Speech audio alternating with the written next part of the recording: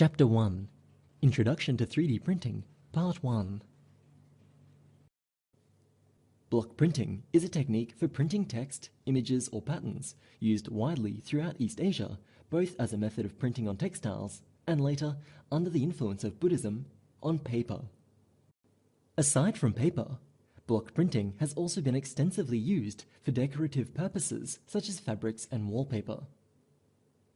This is easiest with repetitive patterns composed of one or a small number of motifs that are small to medium in size. There are several projects and companies making efforts to develop 3D printers suitable for desktop use at a price many householders can afford, many of which are related. Much of this work was driven by and aimed at DIY, enthusiast, or early adopter communities. The development and hyper-customization of the RepRap-based 3D printers has produced a new category of printers suitable for both domestic and commercial use. The cheapest available machine in the assembled form is the Solidoodle 2.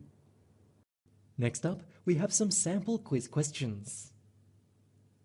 This is a simple multiple-choice quiz, so just click on the right answer. And there is only one correct answer for every question.